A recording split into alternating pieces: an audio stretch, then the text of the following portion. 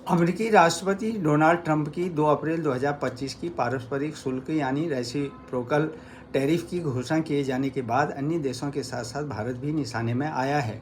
Trump की इस tariff नीति को हम अंग्रेजी में टिट फॉर टैट जैसे कुछ ऐसा कह सकते हैं।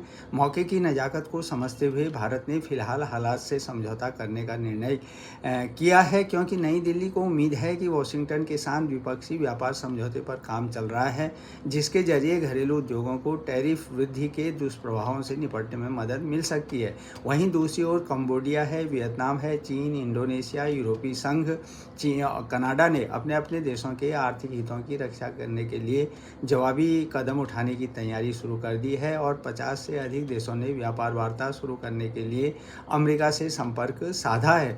भारत के लिए अच्छी बात है कि अमेरिका के 26% रेसिप्रोकल टैरिफ की तुलना में भारत के मुख्य प्रतिस्पर्धी चीन है, वियतनाम है, बांग्लादेश और थाईलैंड पर हमसे कई अधिक शुल्क लगाया गया है और यह शुल्क इन देशों पर क्रमशः 34%, 46%, 37% और 36% लगाया गया है। वैसे देखा जाए तो भारत के लिए प्रतिकूल परिस्थितियों में भी एक अवसर मौजूद है। इस दौरान भारत को व्यापार करने में आसानी बढ़ाने तथा लाभांश प्राप्त करने के लिए अपने बुनियादी ढांचे में अधिक निवेश करने की आवश्यकता है। इससे आत्मनिर्भर भारत के संकल्प को भी बल मिलेगा। लेकिन यहाँ पर एक चिंताजनक पहलू यह भी है कि चीन और वियतनाम जैसे देश पहले से ही अमेरिका के लिए निर्धारित अपने निर्यात को भारत में भेजने की कोशिश कर सकते हैं, जिसमें कम लागत वाले सामानों के जरिए भारतीय बाज़ारों को प्रभावित करने की कोशिश की जा सकती है।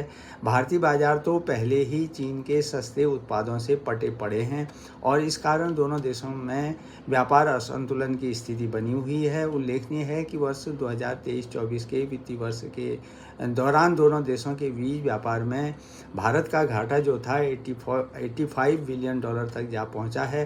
हालांकि भारत ने स्वदेशी उत्पादों को पड़ोसी देश के सस्ते आयात से संरक्षण देने की दृष्टि से कुछ चीनी उत्पादों पर एंटी डंपिंग ड्यूटी जरूर लगाई है।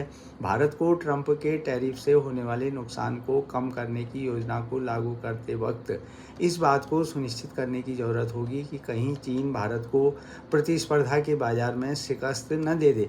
आज ज़रूरत इस बात की है कि भारत जैसे दुनिया के सबसे अधिक युवाओं वाले देश को अपनी कौशल विकास पर ध्यान केंद्रित कर श्रम शक्ति के बेहतर उपयोग की दिशा में गंभीरता से सोचना होगा, क्योंकि आने वाले दिनों में यह टैरिफ युद्ध दुनिया में और अधिक विस्तार ले सकता है।